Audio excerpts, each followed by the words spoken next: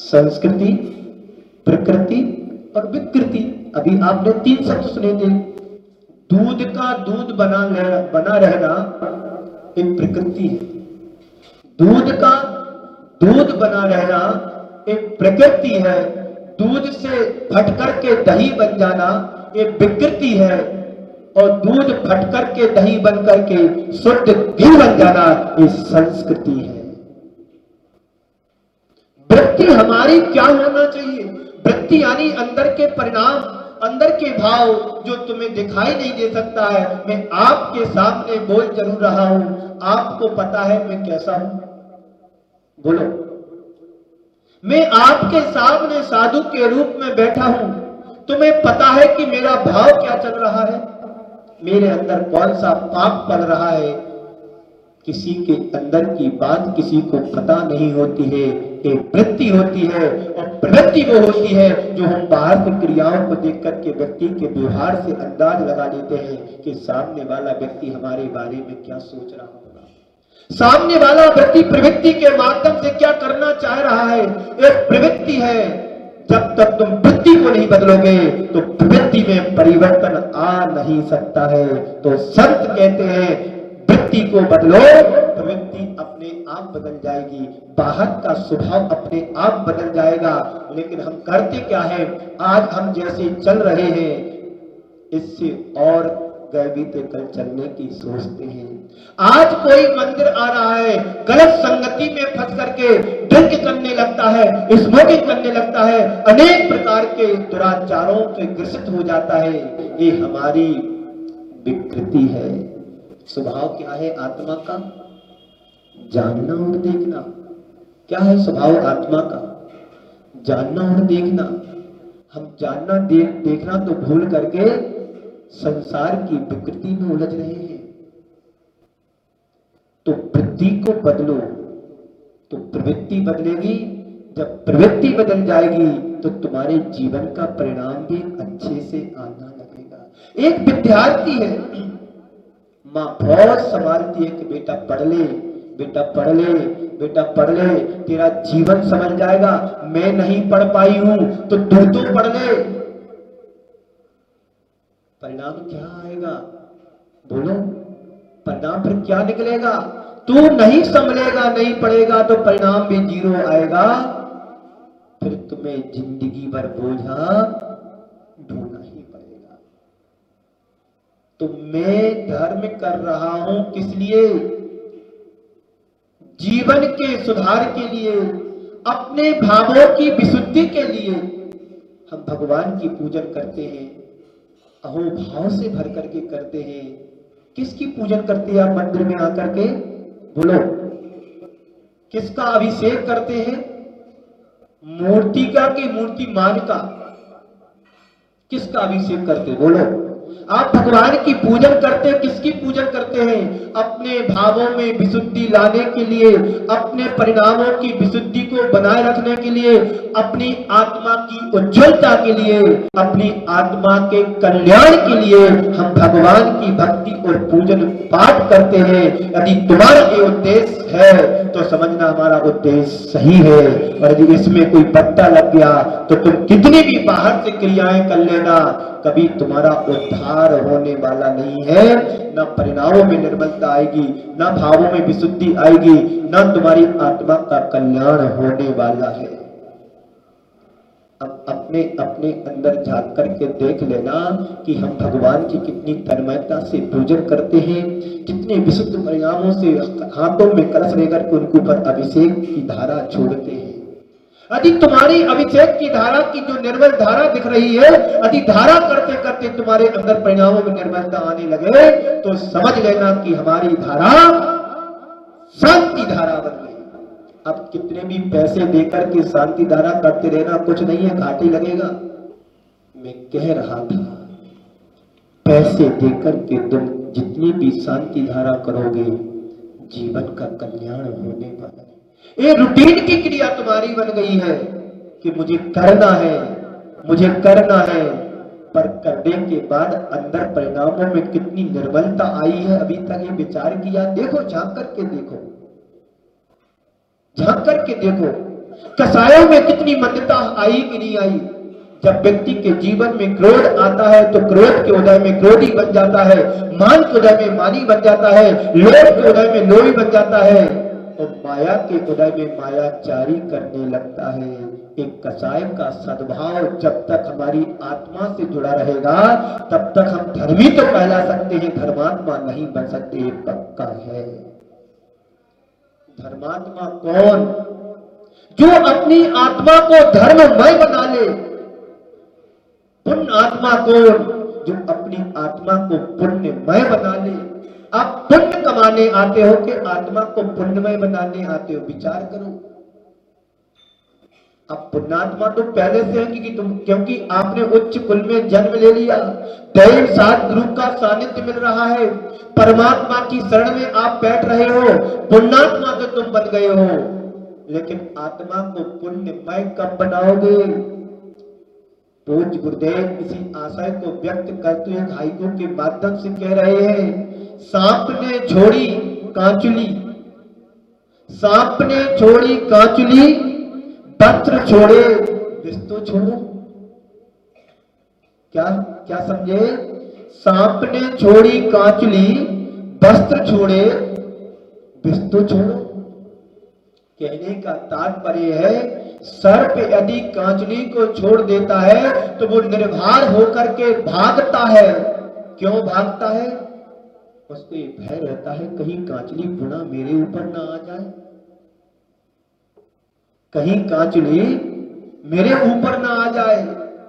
वही उद्देश्य आधे वाक्य में आपसे और हम सबसे कह रहे हैं, वस्त्र छोड़े बिस्तो छोड़ो। साधु बन गए, बस छोड़ करके तुम्हें लोग साधु कहने लगे, तुम्हारी पूजन और पाठ करने लगे। ये साधु, ये हमारे महाराज हैं। वस्त्र छोड़ने से भी साधु बनते तो संसार का एक एक व्यक्ति साधु बन जाता और अपनी आत्मा का कल्याण कर लेता। पर अंदर की कसाई को भी तो छोड़ो।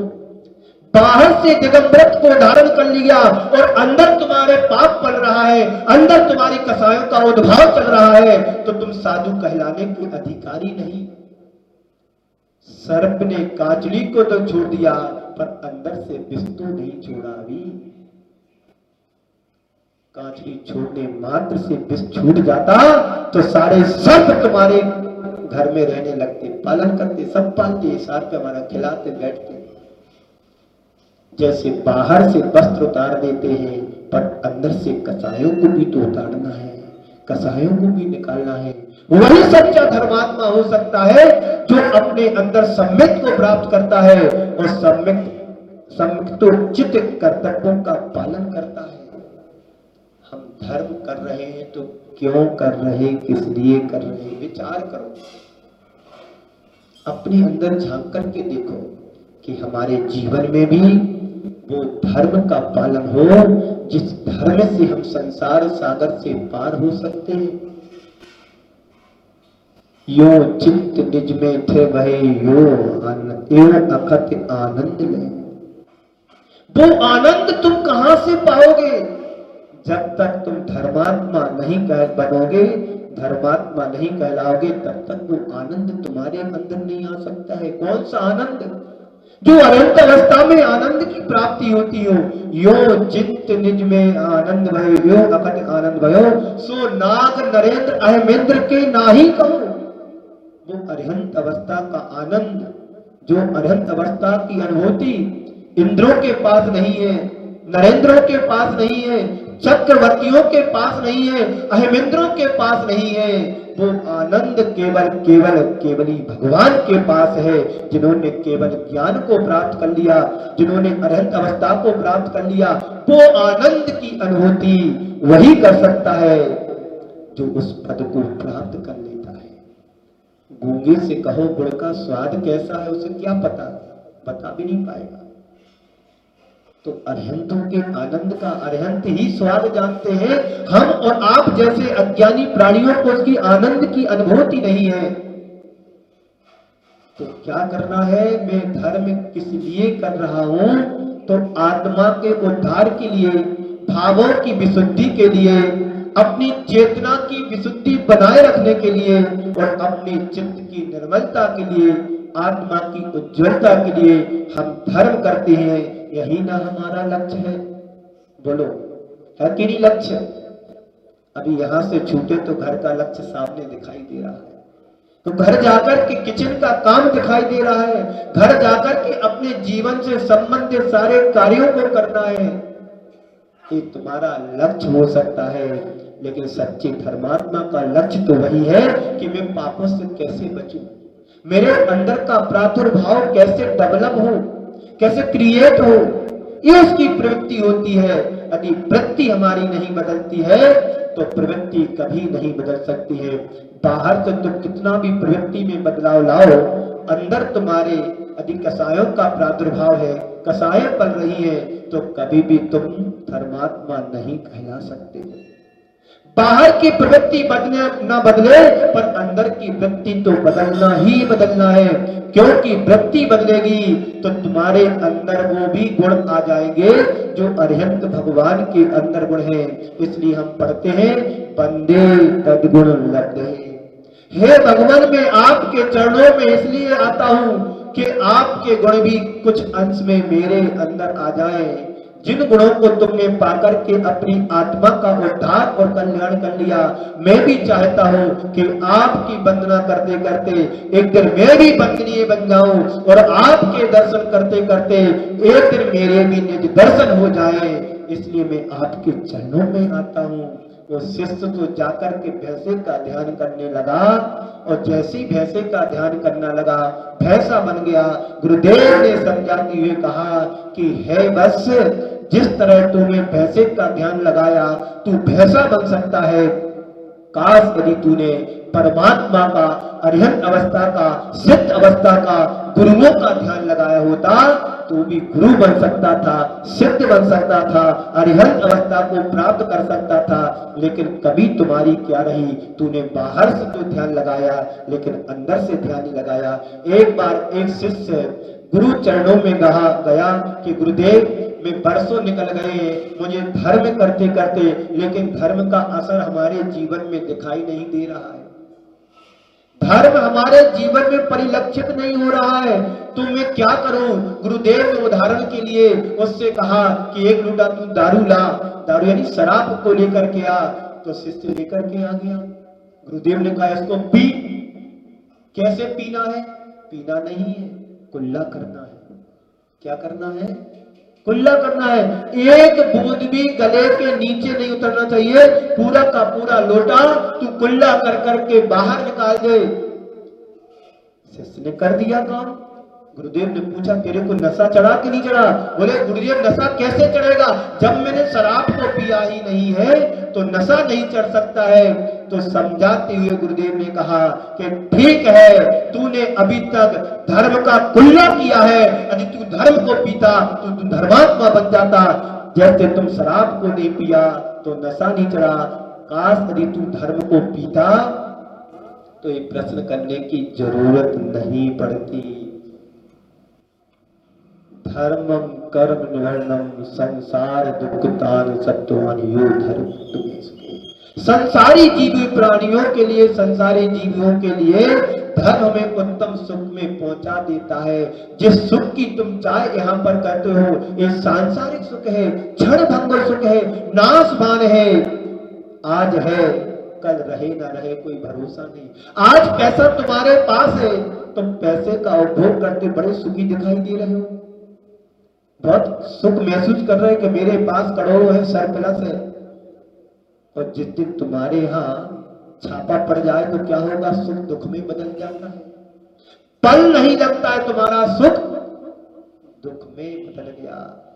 तो ऐसी सुख की क्या इच्छा रखना जो आज है कल रहे ना रहे।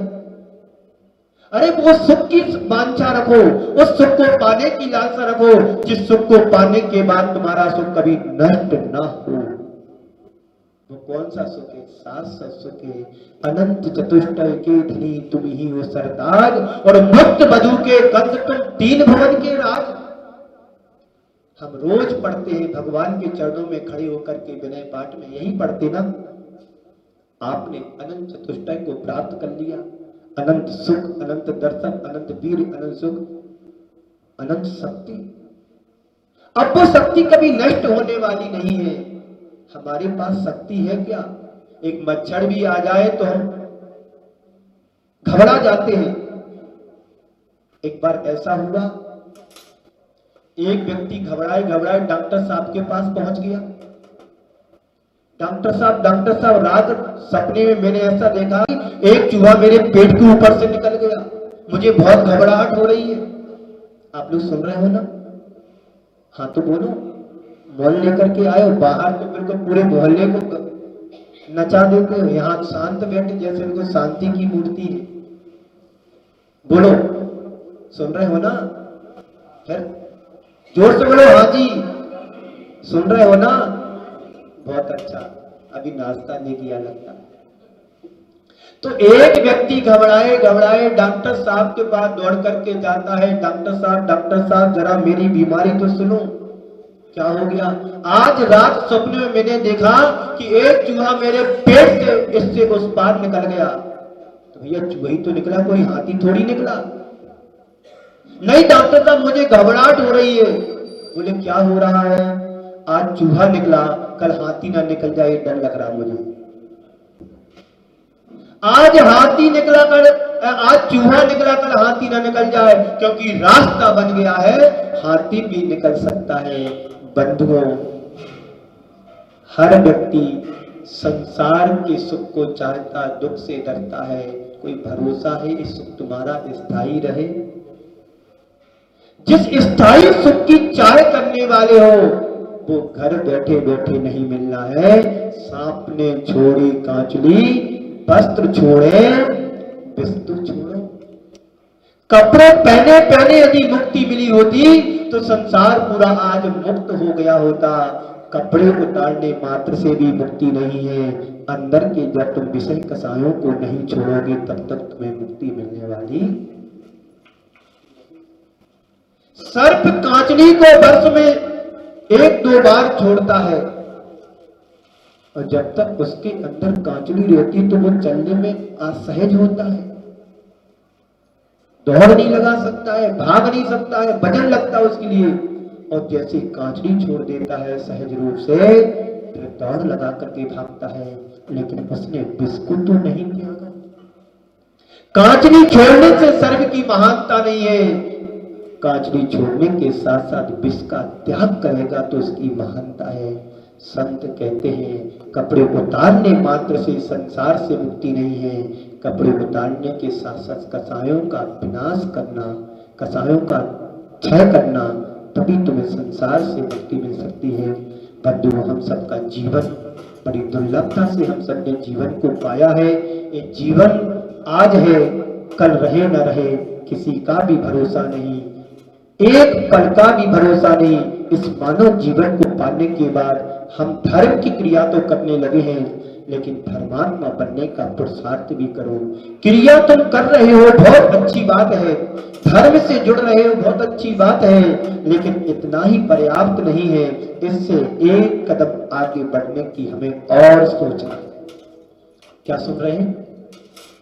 जिस मुकाम तक आज पहुंचे हो, लेकिन इतने मात्र से कल्याण होगा? छोटे छोटे नियम लो, छोटे छोटे व्रतों को धारण करो। हमारे जैन दर्शन में 11 प्रतिमाओं का स्वरूप कहा है। हम एक साथ 11 प्रतिमाओं का पालन नहीं कर सकते हैं, तो हमारे आचार्यों ने, भगवंतों ने एक एक प्रतिमा के स्वरूप को बताया है। श्रावका 4 में पढ़ो और अन्य जगह भी उनके स्वरूप को देखो। एक एक प्रतिमाओं का पालन करो। आज एक सीढ़ी पर चढ़ोगे, कल दूसरी सीढ़ी पर चढ़ोगे, कल तीसरी सीढ़ी पर चढ़ोगे। एक प्रतिमाएं सीढ़ी के समान भी है, और मोक्ष महल की प्रथम सीढ़ी याविन ज्ञान चरिता। सम्यक दर्शन मोक्ष महल की प्रथम सीढ़ी है। यदि तुम्हारे पास पहली प्रतिमा दूसरी प्रतिमा नहीं है तो तुम सम्यक दृष्टि भी कहलाने के अधिकारी नहीं हो। धर्म और कुछ नहीं है, पाप से बचाने का नाम धर्म है।